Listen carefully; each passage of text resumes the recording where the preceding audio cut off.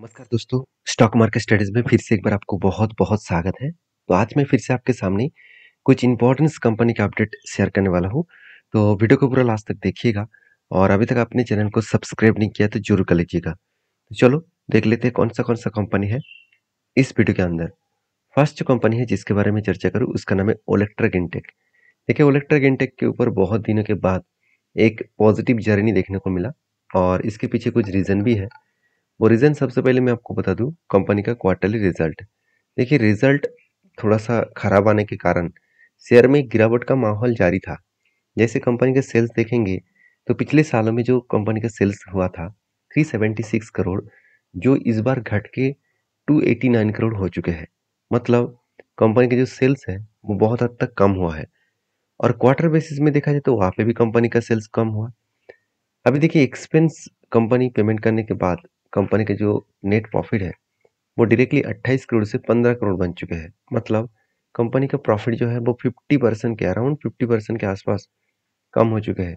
तो basically company के यही कारण की वजह से शेयर में एक गिरावट का माहौल जारी था। तो अभी ऐसे क्या हुआ जिसके चलते शेयर में लगातार एक मोमेंटम जर्नी देखने को मिला है।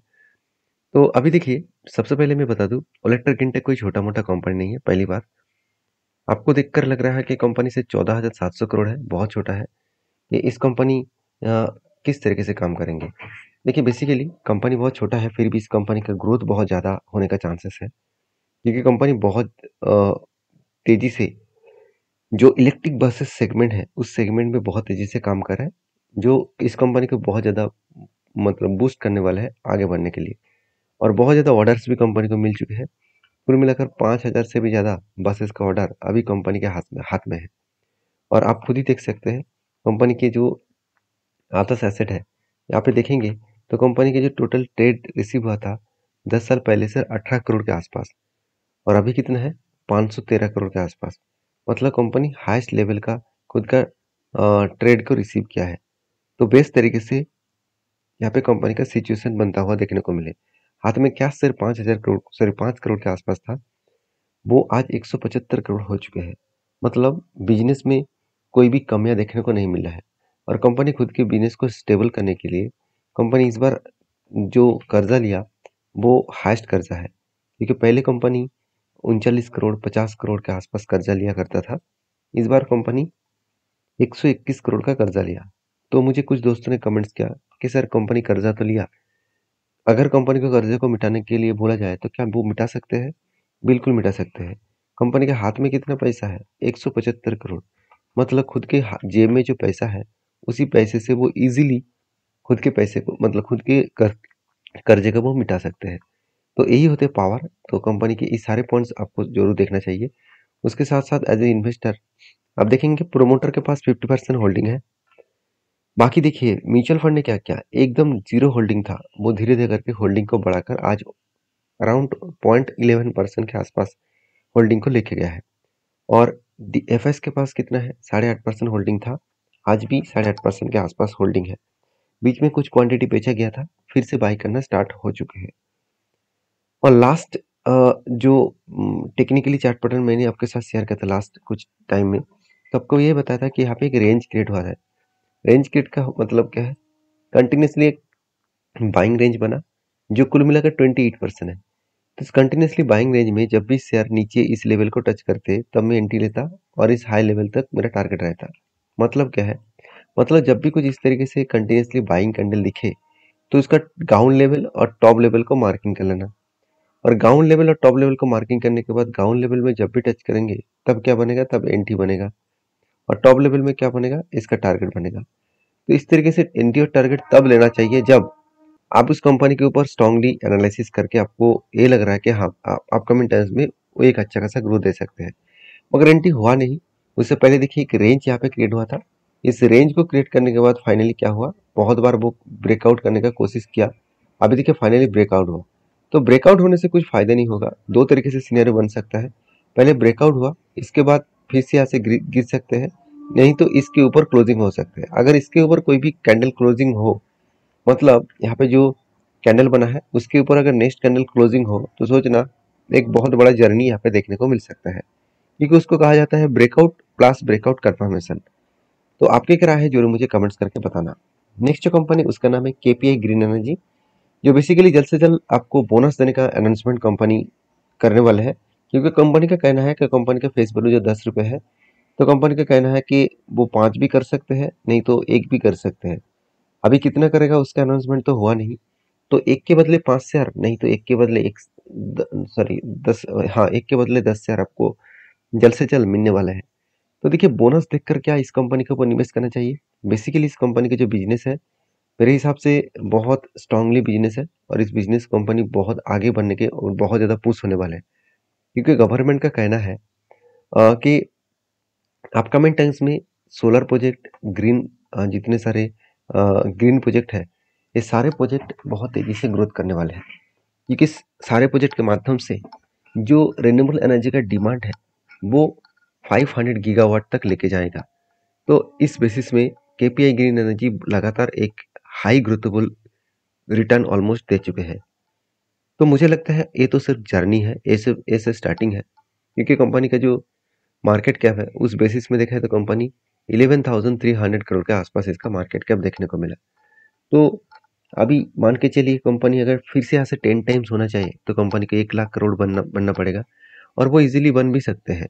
क्योंकि इस सेक्टर में जिस तरीके से ग्रोथ हो रहा है उस ग्रोथ के बेसिस में देखा है तो कंपनी का आगे बढ़ने का भी दम है। तो बेसिकली क्या कंपनी सही दिशा में चल रहा है। तो कंपनी के जो सेल्स इस बार हुआ वो पिछले सालों की तुलना से तो ठीक ठाक है, मगर क्वार्टर को बीट नहीं कर पाया। एक्सपेंस कंपनी कंट्रोल करने के बाद कंपनी का नेट प्रॉफिट 32 करोड़ से 43 करोड़ बना। मतलब बेस तरीके से कंपनी का नेट प्रॉफिट बढ़ता हुआ देखने को मिला ईयर ऑफ ईयर बेसिस पे। मगर क्वार्टर ऑफ क्वार्टर बेसिस में कंपनी के नेट प्रॉफिट में कुछ खास ग्रोथ नहीं हुआ। अभी यही चीज़ों को मैं अगर इन्वेस्टर के नज़रिए से देखूँ तो आप देख सकते हैं इस कंपनी का सबसे बड़ा दिक्कत वाला बात है कि प्रोमोटर के पास जो 53% होल्डिंग है उनमें से 45% प्लेजिंग करके रखे हैं। तो 45% खुद के शेयर को गिरवी रखकर प्रोमोटर ने क्या किया, पैसा उठाया। तो एक बहुत बड़ा खतरनाक सिचुएशन बन सकता है। अगर मान के चलिए बिजनेस आज ठीक ठाक चल रहा है तो सब ठीक है, कल बिजनेस में कोई भी नेगेटिव सिचुएशन क्रिएट हुआ तो सोचना इस कंपनी के प्रोमोटर के पास जो होल्डिंग गिरवी है तो वो छुड़वा नहीं पाएंगे, तो जो कंपनी के लिए एक बहुत बड़ा नेगेटिव सेंटिमेंट क्रिएट करेगा। तो बेसिकली इंस्टीट्यूशन छोटे मोटे क्वांटिटी एफआईएस ने, म्यूचुअल फंड ने छोटे मोटे क्वांटिटी बाई किया। एफआईएस ने कुछ अच्छा खासा बाइंग किया अराउंड 5.5% के आसपास। तो इस कंपनी के टेक्निकली चार्ट पैटर्न्स के बारे में बात करूँ तो बहुत सारे यहाँ पे पैटर्न्स देखने को मिला। जो पैटर्न्स के बारे में चर्चा करूँ, आप ध्यान से इस चीज़ों को देखना कि जो यहाँ पे ग्रीन कैंडल का स्ट्रेटेजी स्टार्ट हुआ, अगर ग्रीन कैंडल स्ट्रेटेजीज को मैं मार्किंग करूँ तो ओवरऑल बात करूँ तो कंपनी 20% नहीं बना, तो इसलिए मैंने ट्रेड नहीं लिया। दूसरी बात, एक कप विद हैंड पैटर्न्स बना, तो फाइनली यहाँ पे ब्रेकआउट होने के बाद ऊपर गया, तो मैं इंतजार किया जब रिटेस्ट करेगा तब एंट्री लूंगा। तो यहाँ पे एंट्री बना है। एंट्री बनने के बाद कंपनी धीरे धीरे करके ऊपर जाने का कोशिश कर रहा है। अगर इस लेवल तक गए तो 20% के आसपास रिटर्न बनने का चांसेस है। तो आपकी क्या राय है जरूर मुझे कमेंट्स करना। और हाँ, मैं जितने सारे वीडियोस, जितने सारे टेक्निकली चार्ट पैटर्न आपके साथ शेयर करता हूँ, ये मेरा खुद का ट्रेड है, मेरा खुद का एनालिसिस है। तो इसको देखकर ब्लाइंडली ट्रेड मत कर लेना, क्योंकि यहाँ पे बहुत बड़ा रिस्की गेम में खेलता हूँ, तो जहाँ पे मुझे लॉसेस भी होने का चांसेस होता है। तो प्लीज़ आप आपके जो सेबी रजिस्टर्ड एडवाइजर है उसके साथ बातचीत करके काम करिएगा।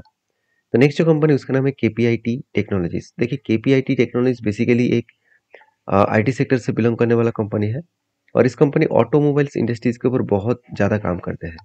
क्योंकि इस कंपनी की जो बिजनेस है वो टोटली डिपेंडेंट ऑन ऑटोमोबाइल्स के ऊपर। और कंपनी देखिए आर्टिफिशियल इंटेलिजेंस, डिजिटल सॉल्यूशंस, इस तरीके से प्रोजेक्ट के ऊपर काम करता है। तो कंपनी के जो बिजनेस है उस बिजनेस के हिसाब से बात किया जाए तो कंपनी का मार्केट कैप 41,000 करोड़ है। तो कंपनी जिस तरीके से खुद को रिप्रेजेंट किया वो आपको देखना है तो कंपनी का क्वार्टर रिजल्ट देखना पड़ेगा।